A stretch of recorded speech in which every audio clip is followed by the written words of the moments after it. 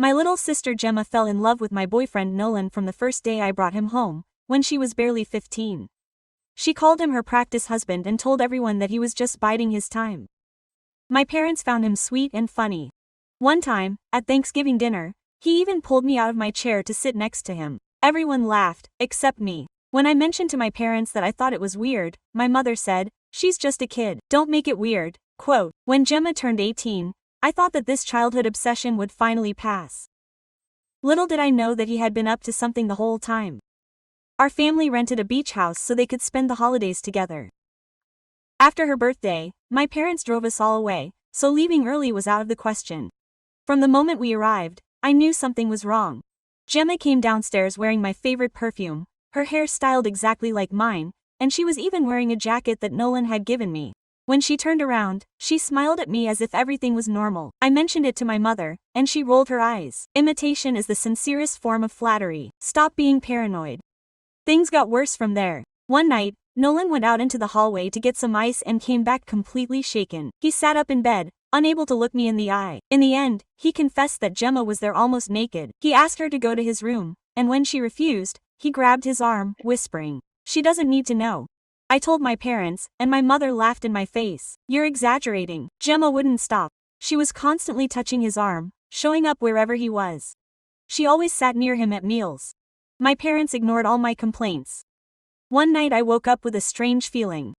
I saw a shadow under our bedroom door. When I opened it, Gemma was standing there in the darkness with that unsettling smile. "What are you doing?" I asked. She tilted her head. "I just came to check that they were still together, that he was still here." I slammed the door shut and locked it. I told my parents and my mother sighed as if I was bothering her. "You have to get over this fixation on your sister." That same day, Nolan took me to the room and showed me his phone. They were messages from Gemma.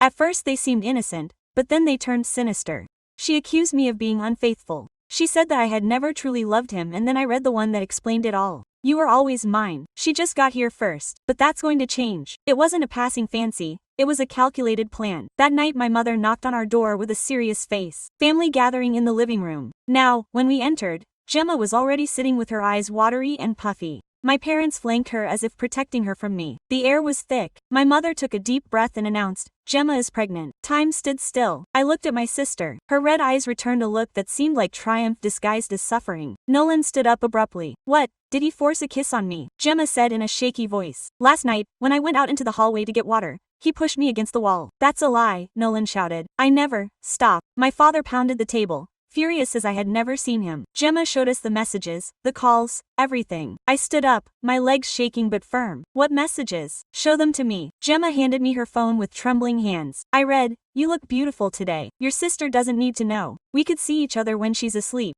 "They're fake," Nolan said. "I never sent them." "Check my phone." He gave it to my father. There was nothing, just regular messages. "He deleted them," Gemma said. "Quick." "He deleted them before he came." "How convenient," I replied in an icy voice. "And the pregnancy test?" Gemma pulled one out of her purse. "Positive. The baby is his." She pointed at Nolan. "He has to answer for him." Nolan shook his head, pale. "I never touched her, I swear." He looked me in the eye. "You have to believe me." "I believe you," I said. My mother stood up in a rage. "How can you defend him before your own sister?"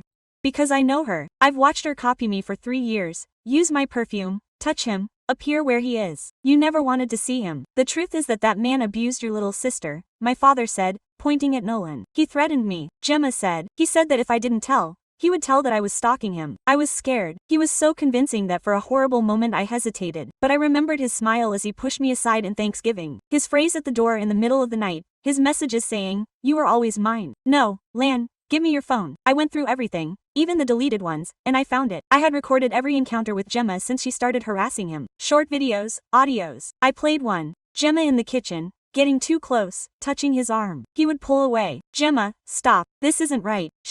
Why aren't we adults? No one has to know." Nolan would leave. She would just stand there smiling. I showed more videos. All of them. She would initiate, he would reject. "This is manipulated," my mother said instantly. He had edited it to make her look bad. I took Gemma's phone away from her. "Then let's check yours too."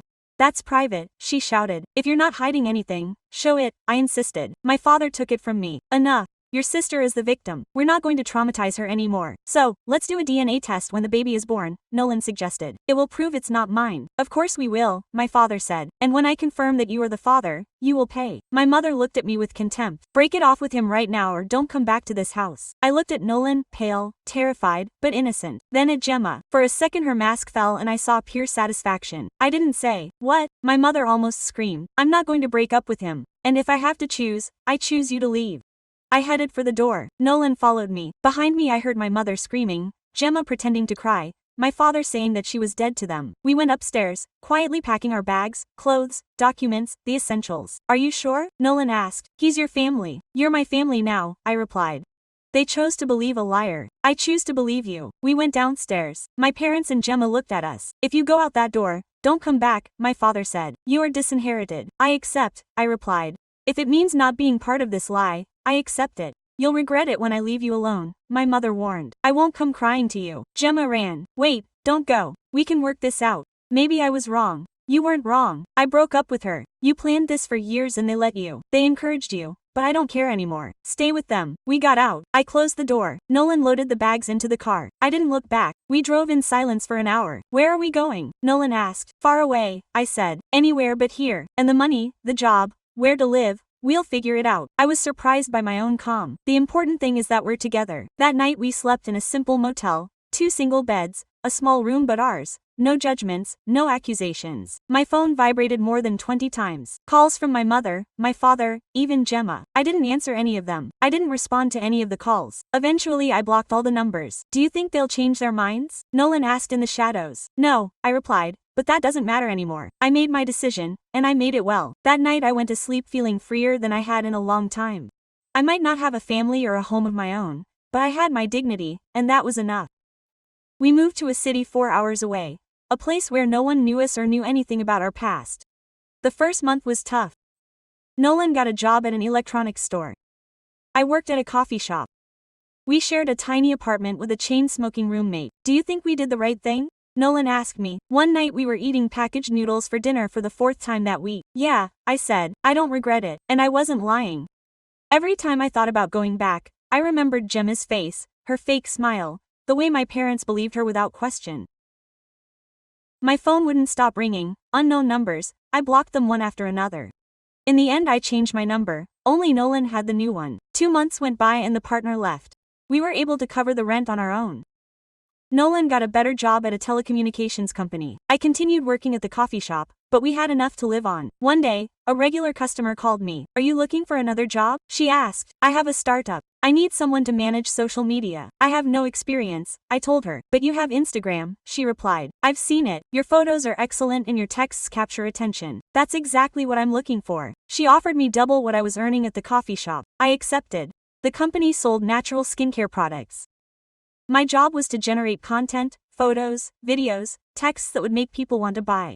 I discovered that I was good at it, really good. Within 3 months, sales increased by 40%. My boss gave me a raise and offered me the chance to work from home. I agreed to everything. Nolan would come home from work and find me in front of my computer editing images, writing posts, answering comments. You seem happy, he said one night. I am, I admitted, and I was surprised to realize that it was true. I love this. I like creating. I like seeing results, he said happily. He kissed me on the forehead. You deserve it. 6 months passed, then a year. Our life stabilized. We moved to a bigger apartment. We bought furniture, adopted a cat. It was a simple existence, but it was ours. Then he found me on Instagram. I don't know how he found my new profile. Maybe he asked old acquaintances or paid someone to look me up. It didn't matter. He sent me a long message. Little sister, I've missed you so much. I know it all ended badly, but I want to fix it. I had the baby. She's a beautiful girl. Mom and Dad helped me, but it's not the same without you. I need you. The family needs you. Please answer me. She attached a photo. It was a baby, about 2 months old, with dark hair and light eyes. I showed it to Nolan. What are you going to do? He asked. Nothing. I said block her. Sure, she's your niece. Maybe. I cut her off. But that girl is not my niece. She's the result of a lie. And Gemma doesn't need me. She just wants to regain control over me. I blocked the account, but Gemma created another one and another, always with different messages. That mom was sick, that dad asked about me every day, that the baby had health problems and needed support. All false. I verified this by contacting a distant cousin through a fake account, someone Gemma barely had a relationship with. I asked her about the family. She replied that mom was still working, that dad had just bought a new car and that Gemma was fine, although she had never introduced the baby's father. I blocked all new Gemma accounts and set my profile to private. I only accepted requests from people I knew in person. One day, my boss called me into her office. "You're going to think I'm crazy," she said, "but I want you to be my partner. Right now, you do more work than me. You've earned it." I was speechless. "Are you serious?" "Absolutely. Think about it and give me an answer next week." That night I told Nolan. He hugged me tightly. "Are you okay?" "Of course you are. It's a lot," I said. "It's a big responsibility." "That's what you deserve," he replied. He cupped my face in both hands. "Look at you. A year ago we were eating packet noodles. Now you're being offered a partnership in a company. You're incredible." I accepted the offer. 2 years after I left home, I owned 50% of a growing company. I was making good money. So was Nolan. We got engaged. We posted the engagement photos on social media, not to brag, just because we were happy. The next day, my mother said, "Congratulations, daughter. Your father and I always knew Nolan was special. We would love to attend the wedding." I blocked her. I didn't need her approval, nor did I want her in my life. I had made my choice 2 years ago and that decision stood firm. That night, Nolan and I toasted with cheap wine in our apartment. "To us," he said. "To us," I repeated. "And to the life we'd built without them." We clinked glasses. The sound echoed in the room. It was the sound of freedom. 3 years after leaving, I opened my own digital marketing agency. My partner and I parted ways on good terms. She kept the natural cosmetics company. I took my clients with me and started from scratch. I rented a small office and hired 2 people. I worked 18 hours a day for 6 months. It was worth it. Within a year, I had 15 clients, across 30 local companies, a few national ones, and 1 international one. The numbers kept growing month by month. Nolan and I got married on a Saturday afternoon. Civil ceremony. Just us, 2 hired witnesses, and the judge. Nothing fancy, nothing big. "Do you regret it?" Nolan asked later. As we ate pizza in the apartment. "Not having a big wedding with my family," I said. "This is perfect. It's us. No one else matters." "I love you," he said. "I love you too." We uploaded a single photo to social media, the 2 of us in front of the civil registry, with our rings visible and smiling. The comments came in quickly. Friends and clients congratulating us. And then one appeared from an unknown number. "Congratulations, daughter. I wish we had been there."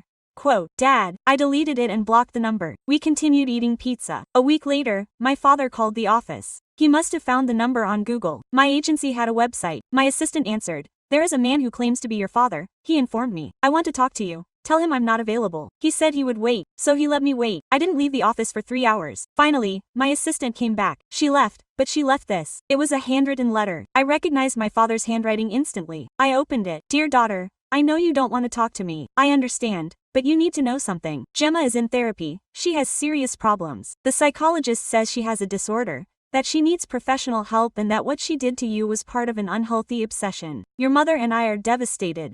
We didn't know. We didn't see the signs. Forgive us. We miss you. The family isn't the same without you. If you can find it in your heart to forgive us, please call us. We love you, Dad." I read the letter twice, then tore it up and threw it in the trash. It wasn't enough. 3 years late wasn't enough. Nolan came home that night and found me crying in the kitchen. "What happened?" he asked, worried. I told him everything. The call, the letter. "What do you want to do?" he asked. "Nothing," I replied. "I don't want to do anything. Let them take care of Gemma. Let them face the consequences of spoiling her for so many years. I have no obligation to forgive them." "Okay," he hugged me. "You don't have to forgive anyone." "Do you think I'm a bad person?" I asked. "No," he said firmly. "I think you're someone who protects yourself, and that's okay. They made their choice 3 years ago. They live with that choice now." 2 months have passed. My father stopped trying to contact me. Then my mother showed up at the office unannounced. It was a Tuesday morning. My assistant tried to stop her, but she walked right in. "We need to talk," she said. I didn't answer. "You need to leave. Your sister is in the hospital," she said. "She tried to hurt herself. She's asking for you." I got up from my desk. "It's not my problem." "How can you say that?" she shouted. "It's your sister." "No," I said. "It's someone who tried to ruin my life. Someone you stood up for. Someone you threw me out of the house for. She's not my sister. She's your daughter. Your problem is being cruel." "I'm being honest." I walked to the door and opened it. "Leave and don't come back. If you try that again, I'll call security. You'll regret it someday," she said through tears. "Maybe," I replied. "But today is not that day. Goodbye." She walked away. I didn't watch her leave. I closed the door and sat on the floor. I was shaking, not with grief, but with rage. Anger built up over the years. My assistant called softly. "Okay, yes," I said. "Cancel my meetings today. I'm going home." Nolan arrived early when I told him what had happened. "You did the right thing," he said. "It doesn't feel like the right thing to do because they're still your family and it hurts. But that doesn't mean letting them hurt you again. What if he really did try to hurt himself? I asked. And if it's my fault, it's not. He answered firmly. Gemma made his own decisions. Your parents made theirs. You made yours. No one is responsible for another person's mental illness. Only that person can choose to seek real help. I knew he was right, even though the pain lingered. That same night I blocked all contacts from my family. I changed the office phones. I instructed my assistant that if anyone asked about me using the family name, she was to say that I no longer worked there. Are you absolutely sure? He asked. That chapter of my life was over, I answered. And I meant it. I had built everything without them. A company, a marriage, a life of my own. I wasn't going to let them come back now just because their circumstances had gotten complicated. They had chosen their path 3 years ago. I had chosen mine, and mine was infinitely superior. 4 years after leaving home, I got a call from an unknown number.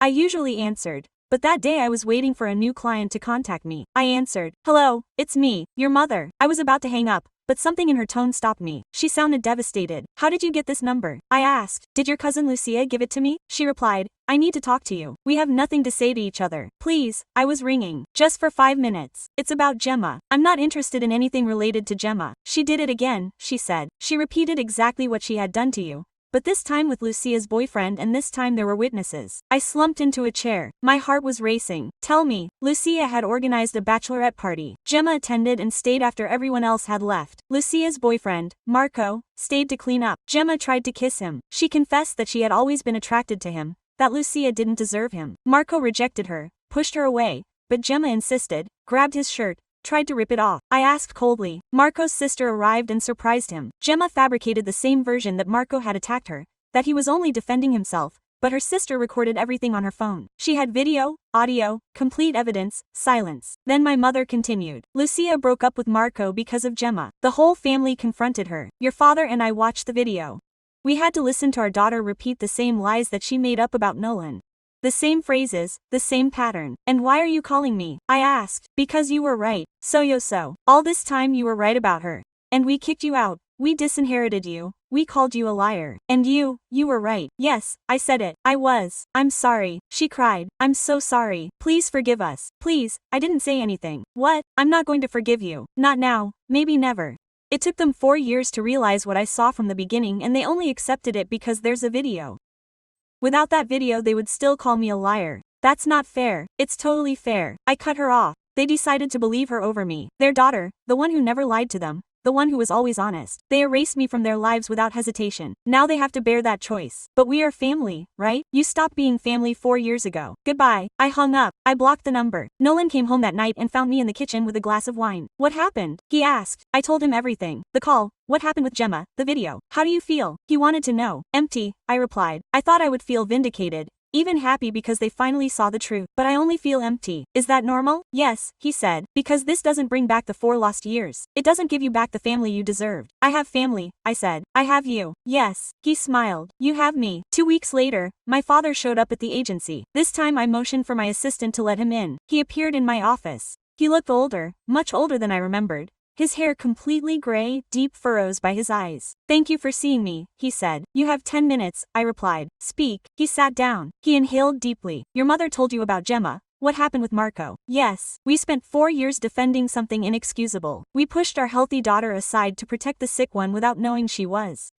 We thought you were the troublemaker, the jealous one, the one who wouldn't let your sister grow up. And now I asked, now that they have proof, now we know the truth.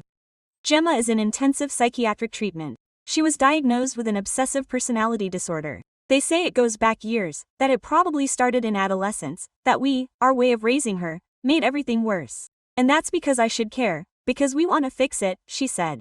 We want you to come back, to be part of the family again. No, I replied, please. I repeated more firmly. No, I'm not going to pretend that the last 4 years didn't happen, that they didn't expel me, that they didn't call me a liar, that they didn't choose Gemma over me repeatedly. So, will you forgive us someday? She asked. Maybe in the future. I said, but not today, and probably not tomorrow, maybe in 10 years, maybe never. I don't know, but I do know that I don't need her forgiveness to be okay. I'm fine without you guys. We can at least keep in touch, he insisted. Call every now and then. Once a month. You can call once a month, I agreed. If I answer, we'll talk. If not, wait until the following month. No exceptions, no showing up at my office, no showing up at home. 1 call a month. I accept, he said immediately. Whatever it takes, and Gemma will never be able to contact me. If she tries, all ties with you are gone too. Do you understand? He stood up to leave at the door. He paused. For whatever it's worth, I'm proud of you, of what you've accomplished, of who you've become. Without us, thank you. I said, now go. He walked out. I closed the door. I sat down at my desk. For the first time in 4 years, I felt closure. It wasn't forgiveness. It wasn't reconciliation.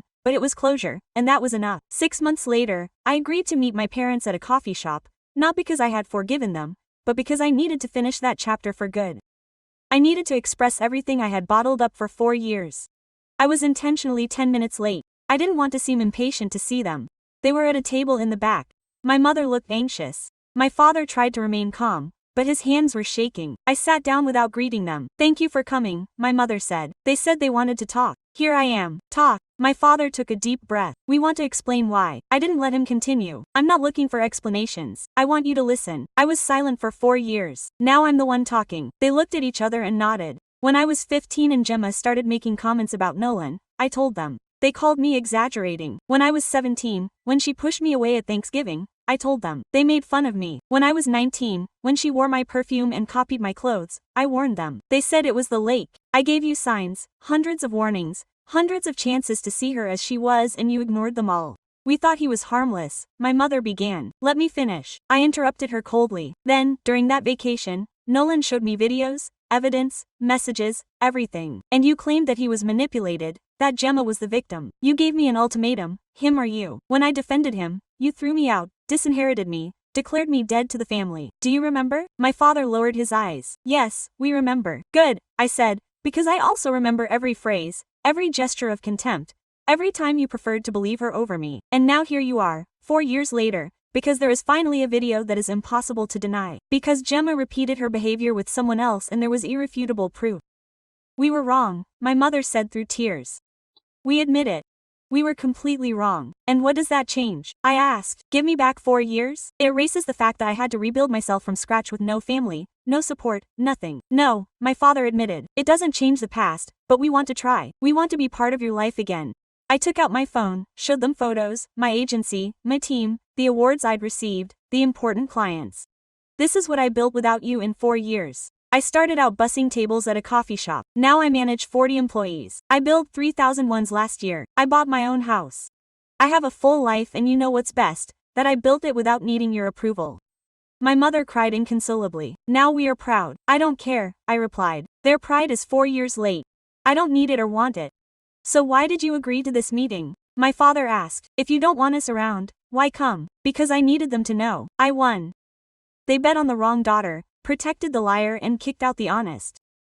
And look at the result. Gemma is in psychiatric therapy. I run a successful company. You lost a daughter who would have made you truly proud. I lost parents I never deserved. Can we make amends? My mother asked desperately. Somehow, perhaps, I said, with plenty of time and with strict conditions, whatever they may be, my father replied. First condition, Gemma can never contact me. If she tries to do so even once, you two will lose contact with me forever. Do you understand? They both replied.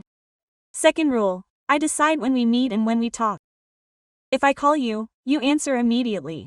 If I don't call, you just wait. No surprise appearances. No bombarding with calls. I set the pace. Yes, my father confirmed with a gesture. Third rule, never. Never try to excuse what you did. I don't want to hear that Gemma was wrong, that you were ignorant of the truth, that it was a grave mistake. I already know everything. There's no need. Repeat it. What I want is for them to live aware that by their choice they stole 4 years of my existence.